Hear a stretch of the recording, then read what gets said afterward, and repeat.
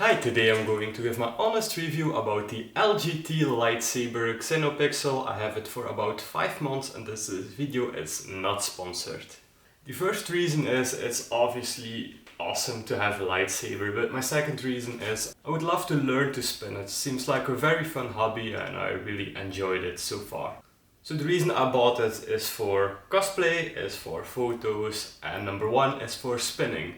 So I'm not going to use this lightsaber for combat, although it is combat ready, but I did test the durability quite good because I dropped it so much over these past months.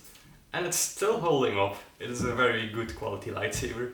I do not have any lightsaber to compare it to, but it's pretty obvious if you drop a piece of electronics time on time again, you just throw it against a wall, throw it on stone, you drop it in the moist grass, and it still survives day after day, which is great. Do we have damage? Of course we have some damage, because I dropped it so many times, but from afar it looks pretty clean, and who cares if it has some scratches, it's still a weapon. Well, who is this specific lightsaber for? Well, I did my research. I am a beginner self, obviously, and I think this is one of the best beginner lightsabers you can buy. Because the price is really attractive, the handle is really basic, which makes it a lot cheaper. Well, we have two kinds of lightsaber. The first kind is like this, the Xenopixel NeoPixel lightsaber. It has a LED strip spread out through the blade, which gives it a very vibrant color, and it gives you a lot of room for animations, like the classic startup, like we have here. Like the classic startup, you have an animation when it goes on, when it goes off. What's the downside about this? It is very heavy, because of all the electronics in the blade itself. The other kind is just a clear plastic as a blade, which is very light. You have some kind of flashlight in the holster itself, and that allows it to illuminate the entire blade itself. The color is less bright, it's impossible to have an animation like this, it just on, off, and that's it. The light kinda leaks a little bit in some footage I saw, when it's a little bit brighter on the bottom and less bright on the top. The biggest advantage is the price, it's much cheaper. The second advantage is it's much lighter.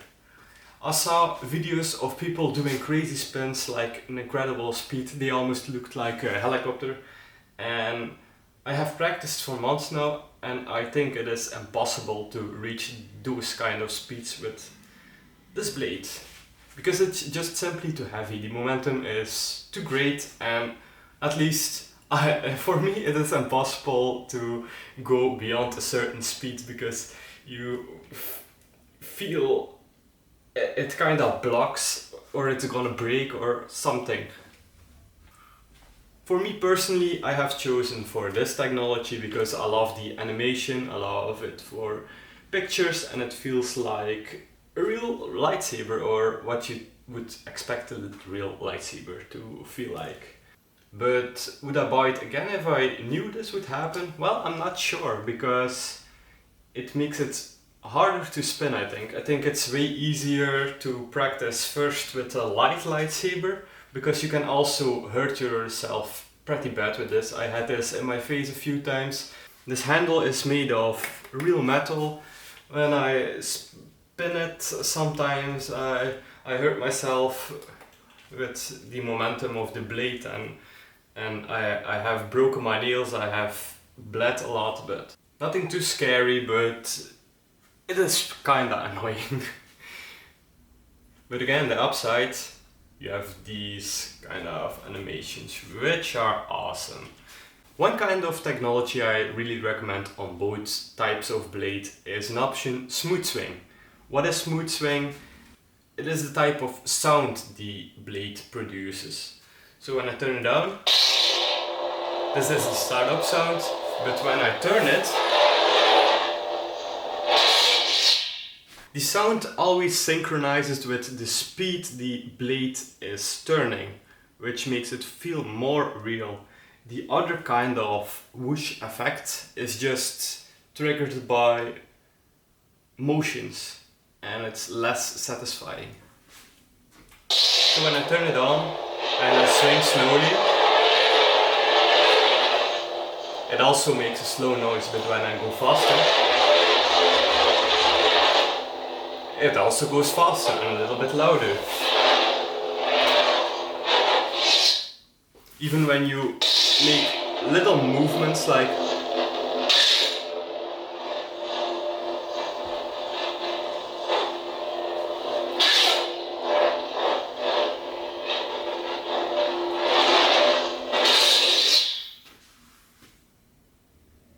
then it's really satisfying. It is kinda loud, but now it's on volume high. We have volume high, volume low or mute. As far as the setting goes, we only have one button to do everything. It is very confusing the first time you use it, but you get used to it very fast. You have to press the button and hold it and count the times the light flickers. Then we can access a few menus. The first one is for the volume. The second one is for the color type, the third one is for more transitions, and the fourth one is for font sounds, so they are linked to a character. So to change the volume, for example, we will press it. So I did it one time and now it's on volume low, and it's way more pleasant right now. Not going to swing too much inside. When I press it, there was a lamp. And when I press it 2 times, 1, 2, Rainbow Blade. It does exactly what it's promised. Rainbow Blade. Hard to see, but have some imagery right here. This is Rainbow Blade. Also, Rainbow Blade only possible on this type of technology. It is heavier, it is more expensive, it might be more fragile even, but you can do a lot more with these, which is pretty cool.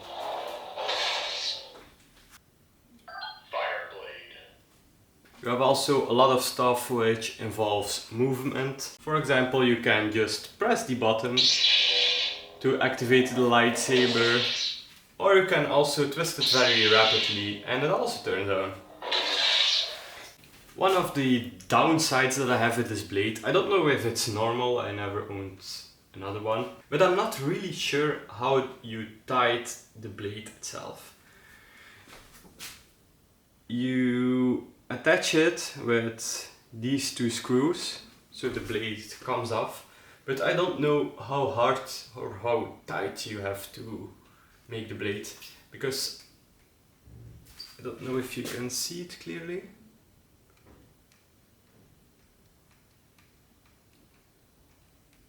But I always have the feeling like it will fall off at any moment, because it is clearly 2 pieces when you use it or you swing it.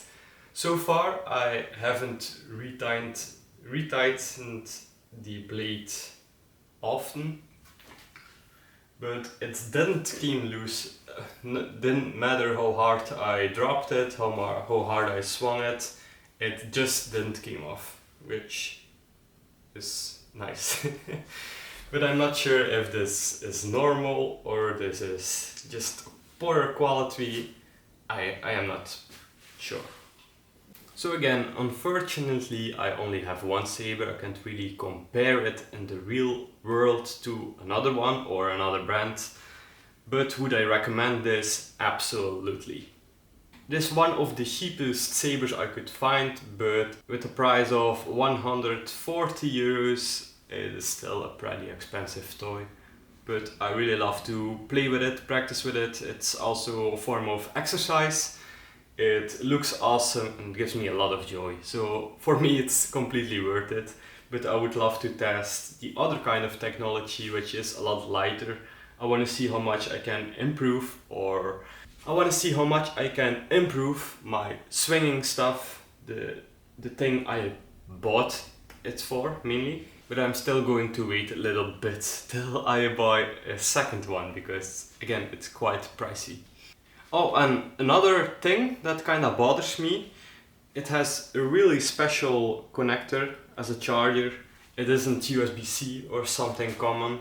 It is just something really specific. I only have one cable. I reached out to the company if I was able to buy a second cable just in case I lose it, because when I lose it, this is just a piece of metal and plastic. Without the lights, without the electronics, it would be pretty annoying if I lost it and I can't buy another one. So I hope this brand will switch to USB-C soon, because why? This is ridiculous.